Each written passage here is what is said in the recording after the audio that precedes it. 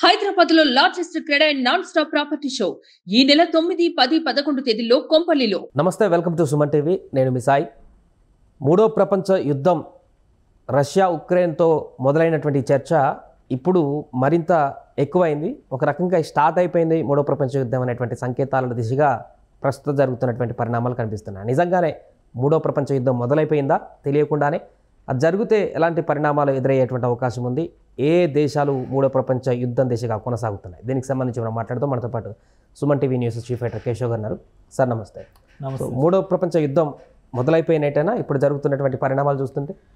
వరుసగా జరుగుతున్నటువంటి కొన్ని ఇన్సిడెంట్స్ చూసినాక ప్రపంచ యుద్ధానికి దారితీస్తుంది అనేటువంటి ఒక భయాందోళనలు నెలకొంటున్నటువంటి పరిస్థితి ఉంది. కానీ ఇప్పుడున్నటువంటి ఈ ప్రోగ్రెసివ్ వరల్డ్లో బహుశా ప్రపంచ యుద్ధం అనేంత పెద్ద స్థాయిలో జరుగుతుందా అంటే కొంచెం ఆలోచించి చెప్పాల్సినటువంటి అంశం. ఎందుకంటే గతంలో ఉన్నటువంటి టెక్నాలజీ వేరు. ఇప్పుడు ప్రపంచ యుద్ధం జరిగితే కరోనా రూపంలో జరగాలి, కానీ ఆయుధాలతో జరిగేటువంటి అవకాశాలు చాలా తక్కువగా కనిపిస్తున్నాయి. కాకపోతే వరుసగా జరిగినటువంటి ఇన్సిడెంట్స్, ఒకటి ఉక్రెయిన్ వారు ఆల్రెడీ ఒక దాదాపు మూడేళ్లుగా అటు ఆసియా దేశాలని ఇటు యూరప్ దేశాలని ఇబ్బంది పెడుతున్నటువంటి పరిస్థితి. దాని ప్రభావం కూడా మిగతా దేశాల మీద ఎక్కువగా పడుతున్నటువంటి పరిస్థితి ఉంది.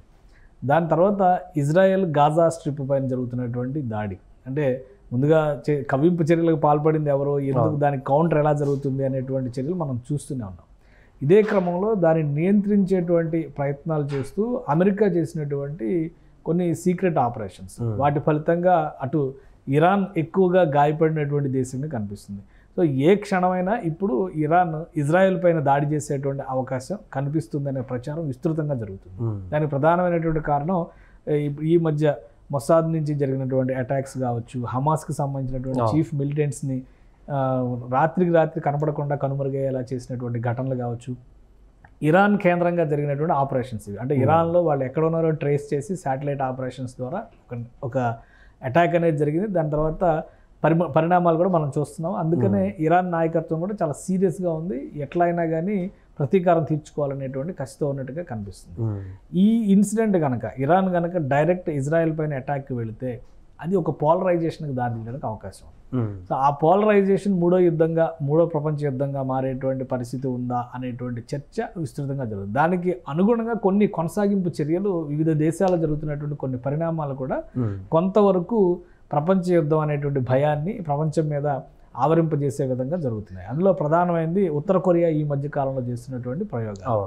ఆల్రెడీ కొన్ని సీక్రెట్ ఫొటోస్ కూడా లీక్ అయినాయి. అలానే అణు వార్ హెడ్లు ప్రయోగించగలిగినటువంటి మొబైల్ ఆపరేటెడ్ వెహికల్ లాంచర్స్ ఉన్నాయి నార్త్ కొరియా దగ్గర అని సౌత్ కొరియా ఆరోపిస్తుంది. సౌత్ కొరియాకి నార్త్ కొరియాకి ఈ విషయంలో చాలా రగడ నడుస్తుంది. అనూహ్యంగా రష్యా అధ్యక్షుడిగా ఉన్నటువంటి పుతిన్ అక్కడ పర్యటనలు చేయడం, తర్వాత నార్త్ కొరియాకి చైనాకి మధ్య ఉన్నటువంటి సత్సంబంధాలు, ఇవన్నీ కూడా ఇటు తూర్పు తీరం మొత్తాన్ని కలవరం రేపుతున్నటువంటి అంశం.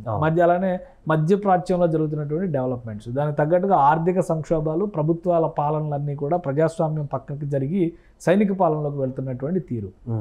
ఇటు పాకిస్తాన్లో మనం చూస్తున్నాం, అరబ్ దేశాల్లో చాలా చోట్ల అదే పరిస్థితిని చూస్తున్నాం మనం. అలానే శ్రీలంక ఆర్థిక సంక్షోభం నుంచి ఎలా ఇబ్బంది పడుతూ చూస్తున్నాం. తాజాగా బంగ్లాదేశ్లో తైవాన్ పైన కూడా చైనా ఎప్పుడు దాడి చేస్తుంది, ఈస్ట్ తైమూర్లో జరిగినటువంటి పరిణామాలు, తైవాన్ పైన జరగబోయేటువంటి దాడులు, అంటే చైనా అన్ని దేశాలని కవ్విస్తుంది. చుట్టుపక్కల ఉన్నటువంటి దేశాలన్నిటినీ, భారత్తో సహా మనం 2 ఏళ్ల క్రితం 3 ఏళ్ల క్రితం చూసాం. అలానే 2020లో గాల్వన్ వ్యాలీలో జరిగినటువంటి ఇన్సిడెంట్స్ని మనం చూసాం.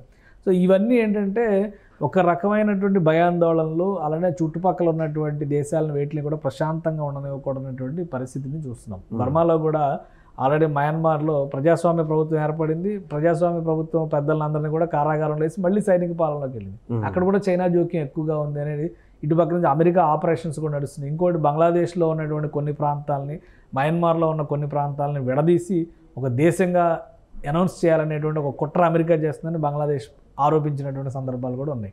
సో ఇవన్నీ ఏంటంటే రాజకీయంగా జరిగేటువంటి సర్దుబాట్లుగా మనం చూడాలి. కానీ అన్నిటికంటే బలమైనటువంటి ప్రభావం చూపించేటువంటి అంశం, ఇరాన్ ఇజ్రాయెల్ పైకి కనుక ఆయుధం ఎత్తితే అది ఖచ్చితంగా 2 వర్గాలుగా ప్రపంచం మొత్తాన్ని చీల్చేసేటువంటి సందర్భం కనిపిస్తుంది అనేటువంటి సంకేతాలు చాలా స్పష్టంగా ఉన్నాయి. ఇప్పటికే సైన్యం కూడా మోహరించిందని కూడా చెప్తున్నారు. ఇరాన్ సైన్యం అంతా కూడా అక్కడికి ఎప్పుడు ఏ క్షణాలైనా ఇజ్రాయెల్ పైన దాడి చేయొచ్చు. ఇరాన్ చాలా స్పష్టంగా నిర్ణయాలు తీసుకుంది. ఆ క్రమంలోనే వెస్ట్ కోస్ట్ మొత్తం కూడా కంప్లీట్గా మిలిటరైజ్ చేసి పెట్టినటువంటి పరిస్థితి ఉంది.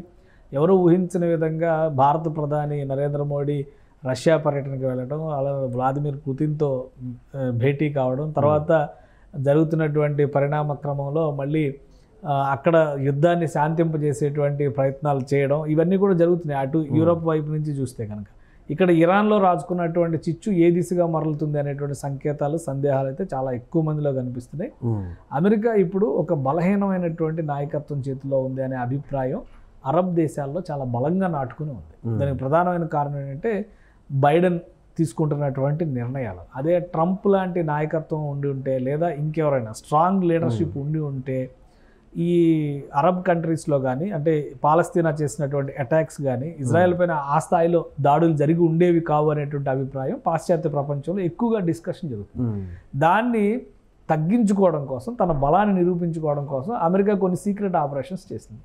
వాటి ఫలితంగానే ఇప్పుడు ఈ మధ్యకాలంలో జరిగినటువంటి రాజకీయ హత్యలు, ఈ అటాక్స్. సో వాటికి ప్రతీకారం తీర్చుకోవాలంటే అమెరికా ఎలక్షన్స్ జరగడానికి నవంబర్ వరకు ఆగాలి. సో ఈ లోపు దాడికి దిగితే, ఒకవేళ ఇరాన్ కనుక దాడికి దిగితే అమెరికా సంక్షోభంలోకి వెళ్ళే అవకాశం ఉంటుంది అనేటువంటి అంచనాలు అరబ్ వరల్డ్లో ఎక్కువగా డిస్కషన్ జరుగుతుంది. సో ఈ రెండింటి వలన ఇప్పుడు ఎక్కువగా ప్రపంచ యుద్ధం జరిగేటువంటి అవకాశం ఉంది అనేటువంటి ప్రచారం బలంగా జరుగుతుంది. కానీ ఇప్పుడు ఉన్నటువంటి ఆధునిక సాంకేతికత, అలానే ప్రపంచ దేశాల మధ్య ఉన్నటువంటి సఖ్యత కావచ్చు, ఒకరిపైన ఒకరు పరస్పర ఆధార ధోరణి అనేది యుద్ధానికి, అంటే ఒక పూర్తి స్థాయి యుద్ధానికి దారితీయడానికి అవకాశాలు చాలా తక్కువగా ఉన్నాయి. కానీ ప్రతీకారం కోసం ఇరాన్ ఏ క్షణంలో అయినా కానీ ఇజ్రాయెల్ పైన దాడి చేసేటువంటి సంకేతాలు, అది కూడా పరిమితమైనటువంటి దాడికే అవకాశాలు అయితే ఎక్కువగా ఉన్నాయి. అది ఒక రెండు ప్రపంచ యుద్ధాలను చూసినటువంటి నేపథ్యంలో ఇది 3వ ప్రపంచ యుద్ధంగా మారేటువంటి అవకాశం ఉంది. అప్పట్లాగే మళ్ళీ allied forces, non allied forces, ఇట్లా 2 వర్గాలుగా చీలుతుంది ప్రపంచం అనడానికి ఆస్కారాలు చాలా తక్కువగా ఉన్నాయి. ఇక్కడ ఎవరి ప్రయోజనాలకు తగ్గట్టుగా వాళ్ళు ఆపరేషన్స్ నిర్వహిస్తున్నటువంటి పరిస్థితి కనిపిస్తుంది. చైనా తన చుట్టుపక్కల ఉన్న ఏ దేశాన్ని కూడా స్థిమితంగా ఉండనిచ్చేటువంటి పరిస్థితి లేదు. వీలైనంత వరకు తన ఆర్మీని పంపడం ద్వారా ఆ ప్రాంతాలని కబ్జా చేసే, భారత్లో కూడా అరుణాచల్ ప్రదేశ్ నాదే అంటది, సిక్కిం నాదే అంటది, అటు అక్షయ్ చిహ్నం నాదే అంటది, ఇటు ఆల్రెడీ పాకిస్తాన్ అవకాశాలను ఉపయోగించుకుని పాకిస్తాన్ ద్వారా కారకోరం రేంజ్ మొత్తాన్ని కూడా చైనా ఆక్రమించుకుని ఉన్నటువంటి పరిస్థితి ఉంది. ఇప్పుడు వీటి కోసం భారత్ యుద్ధం చేసేటువంటి పరిస్థితి లేదు. ప్రస్తుతం ఉన్నటువంటి సరిహద్దులను కాపాడుకునేటువంటి పరిస్థితుల్లో భారత్ ఉంది. సో భారత్ చుట్టుపక్కల ఉన్నటువంటి దేశాలన్నింటిలో కూడా ఆర్థికపరమైనటువంటి బలహీనతలను ఆసరా చేసుకోవడం ద్వారా చైనా విదేశీ పాలసీ చాలా బలంగా అమలు చేసేటువంటి ప్రయత్నం చేస్తుంది. సో చైనా ప్రయోజనాలు ఇటువైపు నుంచి ఉన్నాయి. అటు జపాన్ ఆర్థికంగా చాలా వీక్ అయిపోయి ఉన్నటువంటి పరిస్థితుల్లో చాలా ఇబ్బందికరమైన పరిస్థితులను జపాన్ ఎదుర్కొంటుంది. ఆర్థిక వ్యవస్థ పరంగా కూడా తన స్థానం మరింతగా దిగజారేటువంటి పరిస్థితి ఉందనేది ఆర్థిక ప్రపంచంలో వస్తున్నటువంటి అంచనాలను బట్టి చూస్తే క్లియర్గా కనిపిస్తున్నటువంటి అంశం. కేవలం ఇజ్రాయెల్ పాలస్తీనా చిక్కుముడి మాత్రమే అరబ్ ప్రపంచానికి, పాశ్చాత్య దేశాలకి మధ్య ఒక కంటకంగా మారినటువంటి సమస్య. సో ఈ సమస్య మనం ఆల్రెడీ ఒక 40-50 ఏళ్ళగా చూస్తూనే ఉన్నాం. సమస్యకు మూలాలు 70-80 ఏళ్ల క్రితం నుంచి ఉండొచ్చు, ఇంకా అంతకంటే 100 ఏళ్ల నుంచి కూడా ఉండొచ్చు. కానీ ఈ 50 ఏళ్లలో కూడా చాలా పూర్తి స్థాయి యుద్ధానికి వెళ్ళినటువంటి సందర్భాలు చాలా తక్కువ ఉన్నాయి. సో అందుకనే ఇరాన్ ఒకవేళ దాడి చేసినా అది పరిమితమైనటువంటి యుద్ధానికి దారితీసే అవకాశాలు ఉన్నాయి తప్పితే ప్రపంచ యుద్ధంగా మారే అవకాశాలు చాలా తక్కువగా కనిపిస్తున్నాయి. అంటే ఇరాన్ దాడి చేస్తే ఆ చుట్టుపక్కల ఉన్నటువంటి మిగతా అరబ్ కంట్రీలు కూడా, అంటే ఇజ్రాయెల్కి కానీ ఇరాన్ వెంట కానీ నడిచేటువంటి అవకాశం లేదు. ఒకటి ఇక్కడ ఆల్రెడీ ఇరాన్ దాడి చేస్తోంది అనేటువంటి అంశంలోనే చాలా అంశాలు ముడిపడి ఉన్నాయి. సిరియా కానీ లెబనాన్ కానీ ఆల్రెడీ వాళ్ళందరూ కూడా పాలస్తీనా వాదానికి మద్దతుగా ఉన్నటువంటి వాళ్ళు. అలానే గాజా స్ట్రిప్లో జరిగినటువంటి దారుణాల విషయంలో కూడా వాళ్ళు సహకరించిన వాళ్ళు. ఇక్కడ అటాక్ జరుగుతుండగానే అటు సరిహద్దుల్లో వాళ్ళు కూడా దాడులు చేయడం వల్లనే ఇజ్రాయెల్ దృష్టి మరలింది అనేటువంటి అభిప్రాయాలు కూడా ఉన్నాయి. అయితే దానికి ప్రతీకారంగా ఇజ్రాయెల్ ప్రతిదాడి కూడా చాలా గట్టిగానే చేసింది. ఇప్పుడు నెలల తరబడి అక్కడ క్లిష్టమైనటువంటి పరిస్థితులు గాజా స్ట్రిప్లో ఏర్పడడానికి కారణం కూడా అదే యుద్ధం.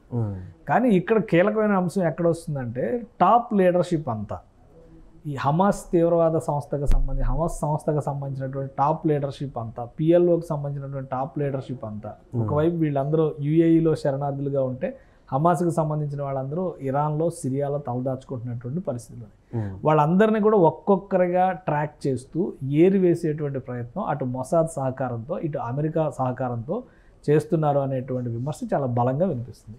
సో ఈ కారణంగానే టాప్ లీడర్షిప్లో ఉన్నటువంటి 2-3 నాయకుల్ని అమెరికా సీక్రెట్ ఆపరేషన్స్లో మట్టుబెట్టింది అనేది చాలా కీలకమైన సమాచారం. సో దానికి ప్రతీకారం ఉండేటువంటి అవకాశం ఉంది. దానికి ప్రతీకారం ఇరాన్ చేస్తే ఖచ్చితంగా ఇటు లెబనాన్, సిరియా ఇవన్నీ కూడా అటాక్ చేయడానికి అవకాశం. అన్నీ కూడా ప్రస్తుతం సైనిక పాలన లేదంటే అక్కడ నడుస్తున్నటువంటి రాజకీయ అంశాల పరంగా చూస్తే కనుక పూర్తిగా ఆఫ్ఘనిస్తాన్లో ఏం జరిగింది.